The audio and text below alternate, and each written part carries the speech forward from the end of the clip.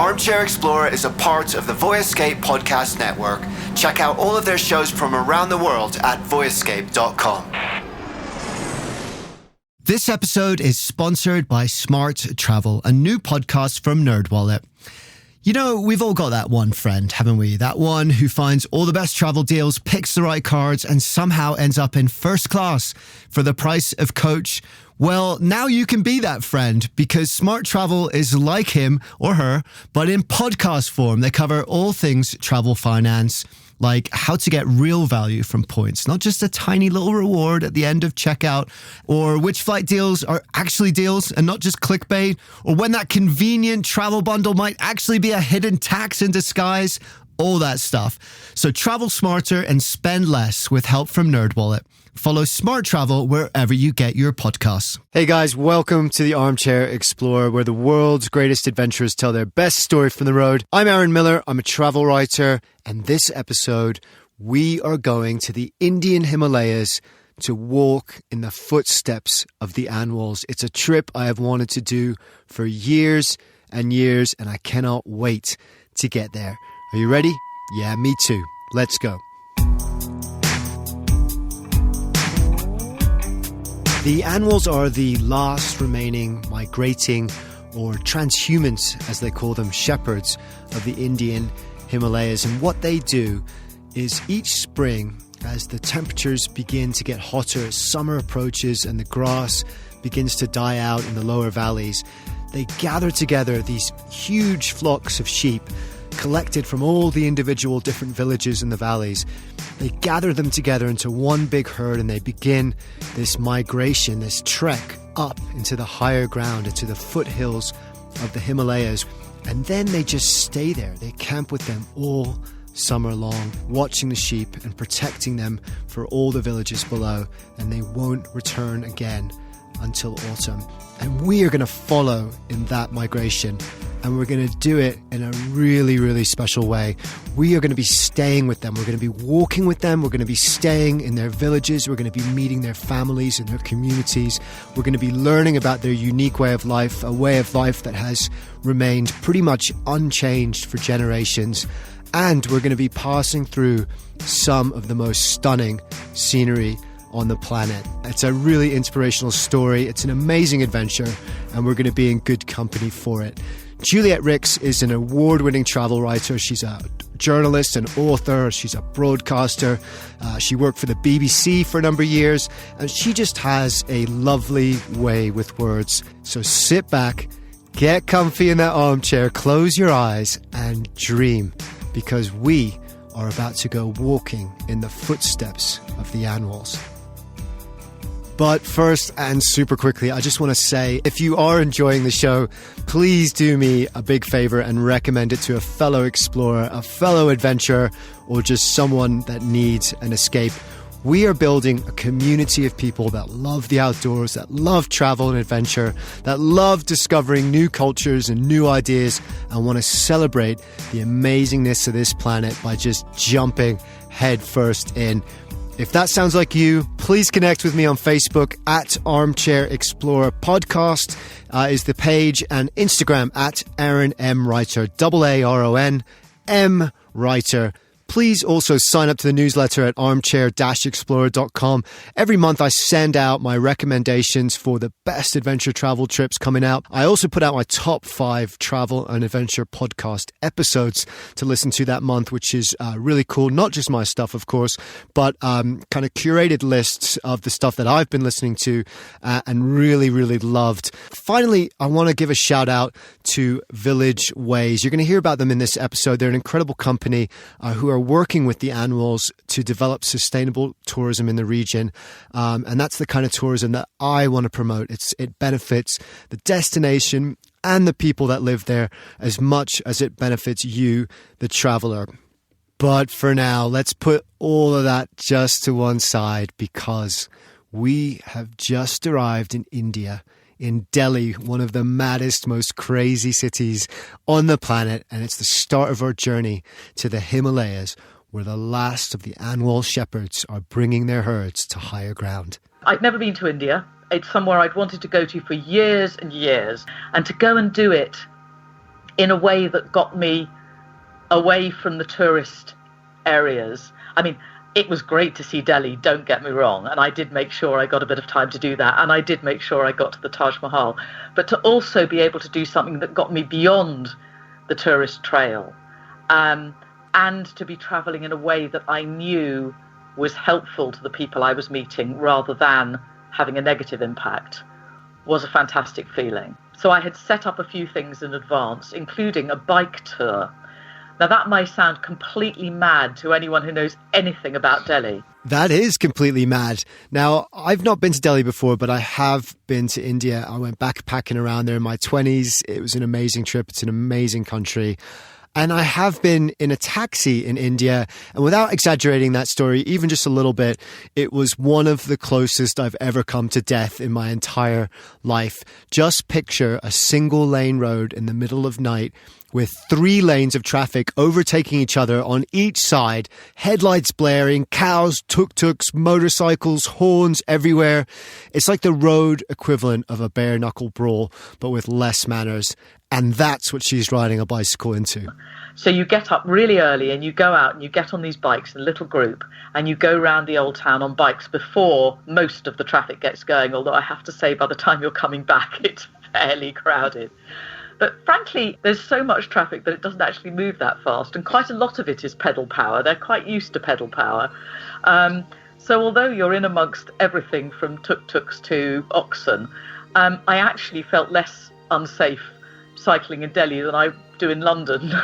And it is the most amazing place. And we went round the old markets and the old parts of Delhi. And it was just a fantastic way to see it. There's all sorts of fantastic positives about it, and you were also very aware of the negatives. I mean, at one point on the bike tour, we stopped the bikes and left them with a vendor that they knew down at the bottom of an old building, and we walked up through this old building up onto its roof, and we could see there the way some of the migrant workers were living. You know, they were sort of living in under canvas on the top of these roofs. And that was very instructive for me when I then went out to the villages and understood that what Village Ways is doing is allowing some of these people to stay in their villages and not to become those people on those rooftops. Okay, so this is important. So it's estimated that India has upwards of 100 million migrant workers that leave rural areas seeking jobs and employment in the city. But what they're confronted with when they get there, more often than not, is extreme poverty, poor pay, and brutal working conditions with no chance of any kind of escape or upward mobility out of that poverty. And on the other side, there's a cost too, because when young people in rural villages, like where the Anwals live and where we're about to go, when they leave, those villages very quickly start to suffer. Without the next generation to carry on that traditional way of life, there's very little hope for that village to survive. The problem is there's no incentive for young people to stay. There's no jobs, there's no future. And so they end up on those roofs and they end up in those makeshift shelters and they end up in that extreme poverty and brutal working conditions, just trying to find a way to support their families and themselves. They end up stuck and the villages end up stuck too. And that's where Village Ways comes in. So it all started because the local little villages were being depopulated, basically. There was no way to earn a living. And so the young were all leaving and going to the cities. And the villages were dying. And in the end, they decided that perhaps what they could do was try to bring in small numbers of interested tourists and get the villages to create a little guest house in each village that the village would run. And then they could take people from village to village. They are their guest houses, they create them. So the benefit is there, but it's there for everybody, and it's there in a way that doesn't change the interaction. That's crucial because there are places in the world, far too many in fact, where tourism has changed the culture. It's overwhelmed it. Here it's different. The whole village owns the guest house and they all benefit from it. Village Ways helps them get it set up and running and brings tourists to them, but it's their business. It's the village's business. And the scale is so small and so sensitively done that it doesn't overwhelm them. It doesn't intrinsically change their way of life. It just makes that way of life possible. It's not charity. It's empowerment. So she leaves Delhi the next day, gets on the train, which is no easy thing, by the way. Navigating Indian train stations, I know from experience, is perhaps the most confusing and illogical thing in the world. But she manages it and then heads about 200 miles northeast into the state of Uttarakhand, the land of the gods, as they call it. So I arrived at Katgodam and got off the train and got in the car and off we went, winding up the hill through gorgeous little villages, past lakes, and the roads just got steadily narrower and steadily rougher and steadily higher until we stopped. I mean, some hours later, we stopped, and that was the end of the road. The end of the road. Is there any phrase more enticing than that? This is as far as the modern world has reached. And actually, although the village of Supi, where they're going, is only a few hundred meters from the road now, that's a new thing. Up until recently, it was tens of miles away. This is truly the edge of the modern world. But although it may be the end of the road, it's just the beginning of the adventure. And we wandered up this little path and into the village. And the village is beautiful. I mean, you think of Delhi as colourful, and it is. It's incredibly bright and colourful. But this place is too. The light is amazing. The colours are just so deep. Everything is, what's green is really green, and there are loads of different greens. And the buildings are beautiful. They carve around the doorways and the windows, and a lot of them are painted with blue on the carvings and white walls, and it's just incredibly beautiful. In the traditional houses there, and as you walk around Supi, you see this, the ground floor is for the animals. So you'll see animal feed and hay and stuff, grasses underneath at the ground floor level, and oxen sort of peering out at you and shuffling about down there. And then the first floor is the people. And so you see them looking out of the windows and chatting to friends and family. And the terrace out the front is a sort of shared space for people and animals. And it's also where people gather if neighbours come round. So you sit out there and have a chai. And I did that with some of the people in Supi. So the guest house works in a similar way, except that you don't have the animals in the bottom. But we did have a kitchen in the bottom, which of course would also have been the case in traditional houses. The kitchen is usually on the lower floor, and there some of the local people would come and make meals for the visitors. And the food was fantastic. I mean, it was proper local Indian, completely vegetarian, fantastic food. I mean, I loved it. You'd think after a couple of weeks of eating sort of dal and vegetable curries and dal and wonderful paneer, you might be ready for something else. But to be honest, I got home and just wanted more of it. And also down just below the guest house in Supi, when I was sitting out on the terrace, there were a couple of women who were just down in the field below who were threshing the crop. It was harvest time, and they were cutting the crop all by hand, I mean with a scythe. And they sort of waved at me, and I went down and they let me try the cutting. I was pretty useless, frankly, but they attached the one of their belts around my waist and handed me one of these knives and got me harvesting a little bit of the crop. And that was lovely, just to understand a little bit about what they do. And they're incredibly beautiful as well. They have these extraordinary, highly colourful costumes that they still wear. It's what they wear all the time. These beautiful salwar kameez and really colourful headdresses and cloths. I just have this amazing picture of arriving in this bright, colourful village of tiny stone and clay houses, whitewashed and carved wooden doorways and windows, and terraced fields of wheat and barley, and cows and buffaloes wandering past in bright saris and kids running around. And surrounding it all are just these incredible high mountains. It must feel like arriving in one of the most magical places in the world. But Juliet had an even bigger treat for her in store. I first met the Anwal above Supi.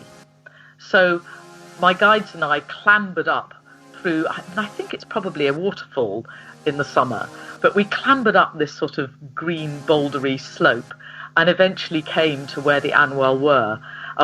Particularly the lead Anwal was up there, and there was a herd gathering to start the main migration up to the glacier. It's about 4 days trek from most of the villages up to the glacier. The region I was in, most of them meet at the Pindari Glacier. And they gather up there and they start by giving offerings to the goddess Nandi. And they then spend several months up there with the animals feeding on the good grass. For a couple of months of that, they're pretty much completely cut off because the monsoons come and that swells the rivers and then they can't cross. So they're pretty much stuck up there and they basically just look after the sheep. And that was amazing as the first meeting with them. And he was incredible. He wasn't that great at talking to people, actually, but wow, he could talk to the sheep. He would just make these extraordinary sounds and they would react. He could make them follow him anywhere. He could make them do whatever he wanted. And they replied to him. It was an amazing thing to watch and listen to. Okay, so quick, crazy interjection here. In the UK, those of you that come from there like me might remember this. We used to have a TV show in the 80s called One Man and His Dog, and it was just inexplicably popular. It ran for days and days, non-stop, and it was basically just farmers herding sheep as a competitive sport. Yes, for real. Only in England could you get away with that. But it was strangely mesmerizing. It was like meditation or something. I remember just watching it for hours. You would just get stuck. Anyway, I looked it up and it's still going as like a one-off special now and again. I think we should sponsor an annual to come down and take on the British farmers in a one man and his dog international challenge. I think they'll wipe the slate clean of the Brits. But anyway, back to the story. As Juliet's coming back down to the village, something totally unexpected and amazing and lucky happens. As we came down from that, we actually came down along these silvery steps. They'd been cut from rock that had mica in it, and they just sparkled with the silver in the sun. It was absolutely beautiful. And we came down that way, and as we were coming down, there was the sound of drumming and music.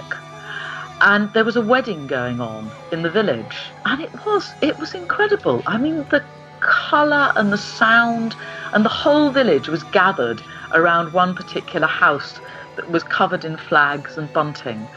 And I was sort of pushed to the front to watch what was going on.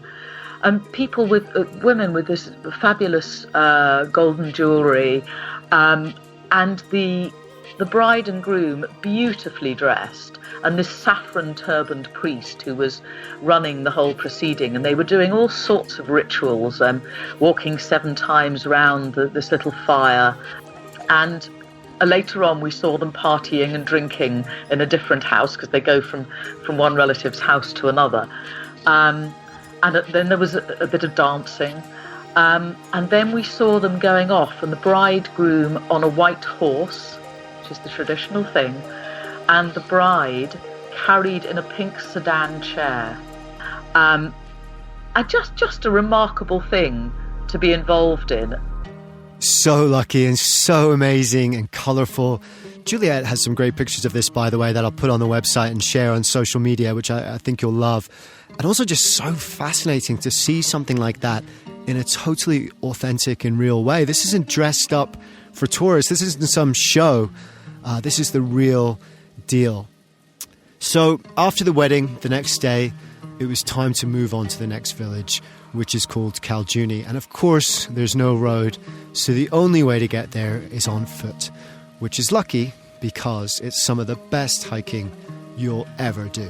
We started down through the fields out of Supi, past a couple of other smaller villages with little temples, and through and then up to the next village. And then we stopped at one of my guides. I had two guides, Deepak Joshi, who lives in Binsar, and Tara Singh, who actually lives in Supi. So they're both very much local people. And we stopped at Tara's mother-in-law's house for a chai. And there was a wonderful temple up there, and we went and sat right on the top with this extraordinary view down along the Saryu Valley. There we could see right down the valley. There were peaks. You were high up. You really felt as though you were looking along the Saryu Valley and looking down back to where we'd come from. And you could see little temples on some of the peaks, because they like to put temples on the top of things. And then we came into Kaljuni, which is a much smaller village than Supi and much further from the road. And that village, the guest house is much smaller, and it's on the, quote, main street. And the main street was a sort of manure-covered mud track between these traditional houses. And just across the way, there was a tap. And there was a woman sitting there in all her colourful costume, doing the washing up. And she had a whole load of these sort of tin metal dishes that she was washing, but she wasn't using detergent.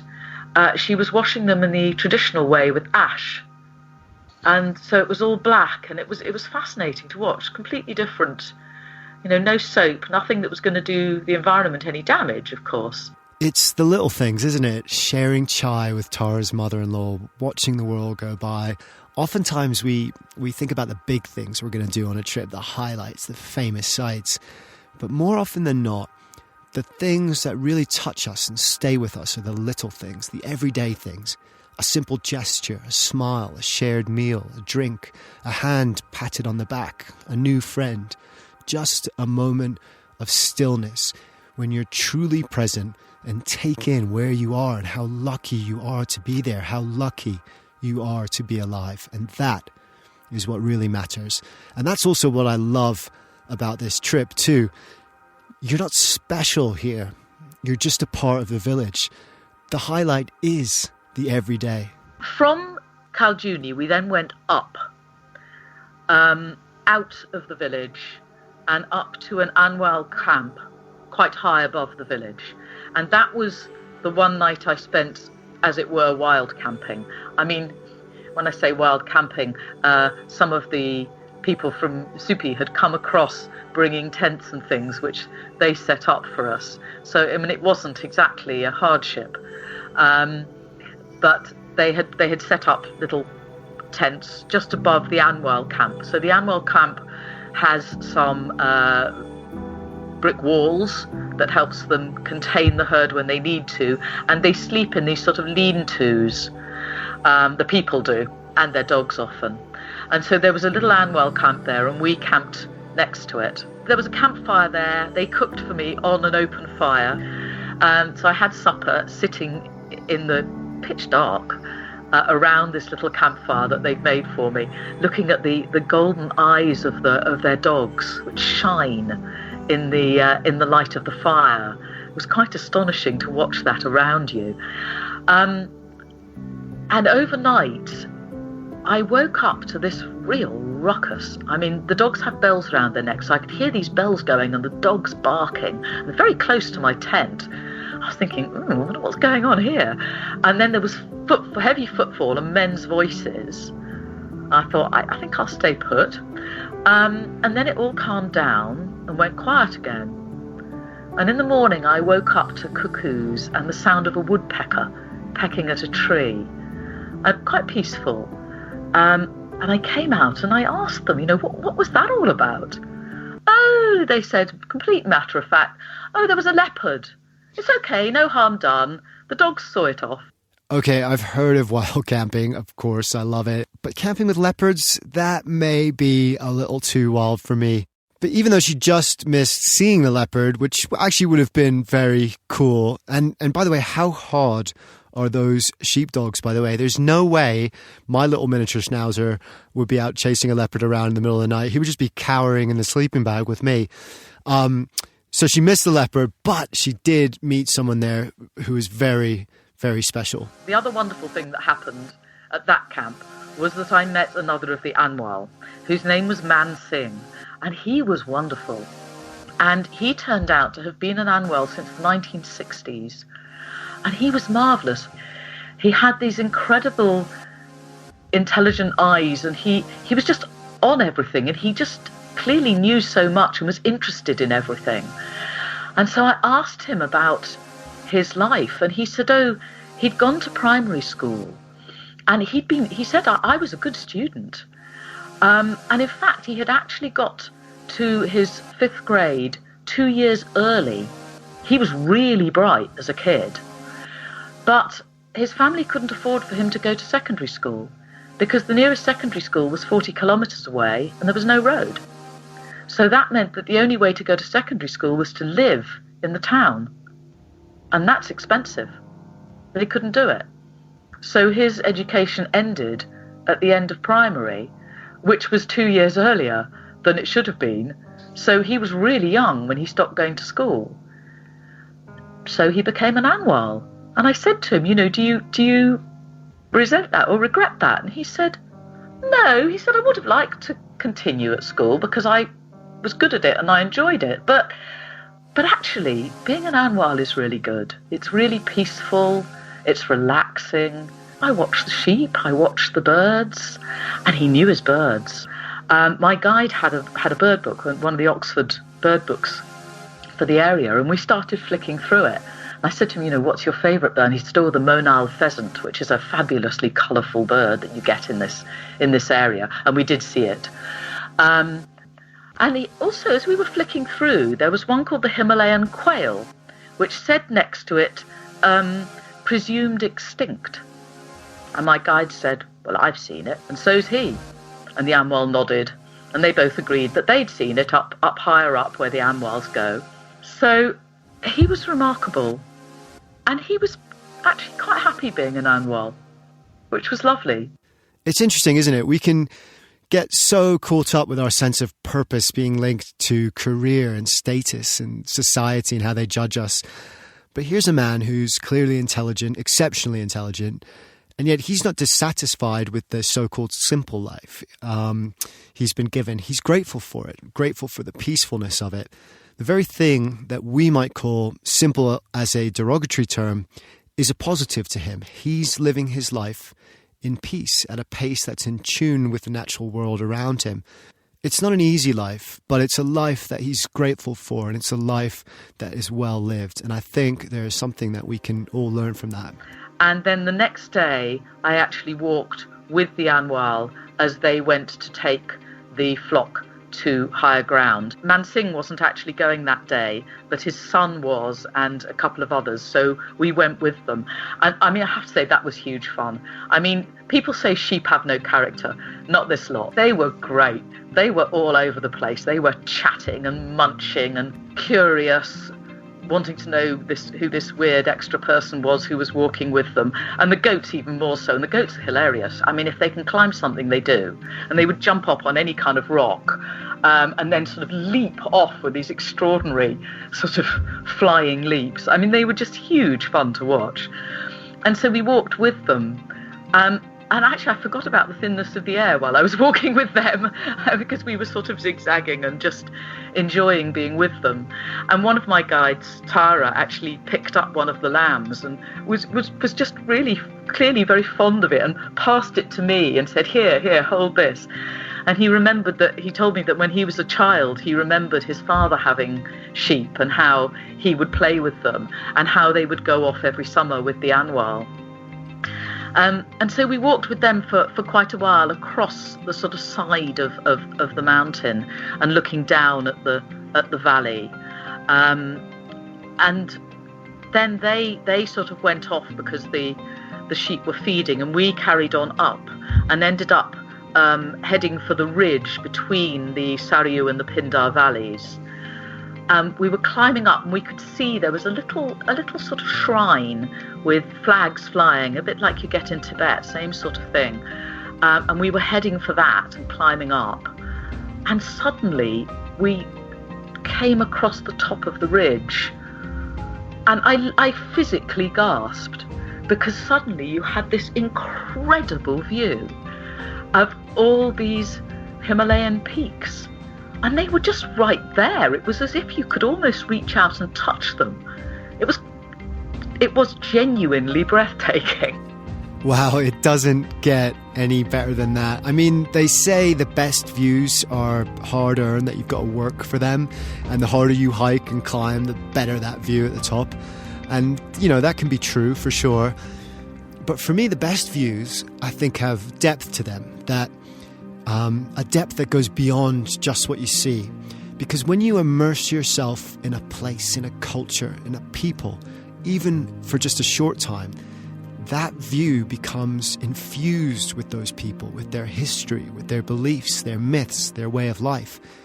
So that when you look upon those mountains, you see more than just jagged peaks and valleys springing with wildflowers. You see more than just beauty. You see the spirit of that people. You see what moves them. And for just an instant, it moves you in exactly the same way. You see it through their eyes. And that is something that you never forget. And then we wandered on up along the ridge through a rhododendron forest. And the rhododendrons are all in flower at that time of year. So you've got these beautiful red and purple and yellow flowers around you. And you go through the little bits of forest, pass through the bugial, the high pastures. They're the sort of open bits of pasture, which are what the Anwal are looking for the flocks to feed on, and then into a little bit more of the forest. And eventually we came out on a plateau, and up there village ways build a little seasonal camp. It's the Jaikuni camp, and it really is like being at the top of the world. I mean, you don't have to be a mountaineer. I'm not even much of a walker. And here I was standing on top of the world in the middle of the Himalayas. My goodness, what a view. I mean, you just stand up there and look out. You've got Nanda Devi, the second highest peak in India. You've got peak after peak, snow-capped, just stunning. And it's all just laid out around you. And I suddenly understood why this area is known to the Indians as Land of the Gods, why it's considered to be a sacred place, and why the Anwal can sit up there for months at a time watching their sheep without getting bored, because the light changes the whole time. The clouds shift, the sun shifts, which peaks you can see changes, the colour of them changes. It's just constantly, gently shifting. It's incredibly meditative and staggeringly beautiful. That's incredible and just beautifully described. I think that must be one of the most breathtaking camps in the world, and you can get a sense, as Juliet says, about that peace that Man Singh talks about. Here, beyond the end of the road, beyond the grip of the modern world, the Anwals still live in perfect harmony with the seasons and the world around them. And they weren't quite finished with Juliet yet. When we were up at Jaikuni, the Anwal came through. So I'm sitting there with this fabulous view, and suddenly I can hear the call of the Anwal, and I realise that they're going to come through with the herd, and they actually come through the camp, bringing the herd with them. And it's lovely just to see it's our herd, you know. I feel that I'm part of it now, even though I haven't really known them that long. But they come through and we say hi, and on they go, and we watch them feeding as they go and wandering off, and I watch them into the distance, and that's the last I'm going to see of them. So I'm quite sorry to see them go, really. But I know that they're going off to the pastures that they need, and that's what's needed to keep the villages going. And that's what it's all about. Choice, freedom, the ability to live their life the way they choose, even if, and maybe especially if, it doesn't fit into the modern world, even if it's beyond the end of the road. Thank you so much, Juliet. Thank you for taking us on this incredible adventure into the Himalayas and the footsteps of the Anwals. If you want to connect with Juliet, her Twitter is at Juliet Rix, RIX1, at Juliet Rix1. Please drop her a tweet and let her know what you think of this story. Also, check out, she has a children's book out, which is called Travels with My Granny, which helps kids understand dementia through the journeys and adventures that this little girl takes with her grandmother. It's an amazing idea. It's a beautiful little book. I'll put links up for it in the show notes and website if you want to check that out. Big shout out also again to Village Ways. If you're interested in doing this trip or any of their trips, all of which kind of follow that same model, that community-based tourism model, then check out villageways.com or go to armchair-explorer.com where you can book this adventure directly or any of the other trips we talk about. Finally, thank you to you. It's always amazing to hang out and share these adventures together. A lot of you have written in to say how much these stories have inspired you, and that means the world to me. If you did enjoy this episode, please remember to leave a review, tell a friend. We're building a community of people that love the outdoors, that want to celebrate it by exploring every inch of it. And when you spread the word, you help that community grow. And that's important because when we do that, when we open our hearts and our minds and become explorers of the world, in big ways and in small ways too, we change who we are. We take in those cultures and they become a part of us. We grow. And when we do that, we change the world just a little bit too. Because the more that we look for wonder in the world, the more the wonder of the world becomes a part of who we are. Dare to be truly alive. I'm Max Hartshorn, host of the Go Nomad Travel Podcast. Every week, I bring you a short 5 to 8 minute escape to somewhere unexpected. I cover the kinds of travel stories you don't hear anywhere else, quirky destinations, unusual adventures, and people who make the world endlessly interesting. If you love discovering new places but don't have time for a long show, these bite-sized episodes are perfect for your commute, your walk, or your coffee break. Join me on the Go Nomad Travel Podcast and explore the world in just a couple of minutes. If you want to travel more, ideally in luxury, but without the luxury price tag, this show is for you. I'm DeAndre Koch, and on Revolutionizing Your Journey, I use my unique vantage point as a financial advisor to break down exactly how my wife and I leverage credit card points and miles to fly business class, stay at 5-star resorts, and take bucket list trips for a fraction of the cost. Each week, I share real strategies packed with actionable tips and interview some of the smartest travelers in the game to help you revolutionize the way you travel. Travel well, live boldly, and find Revolutionizing Your Journey wherever you get your podcasts.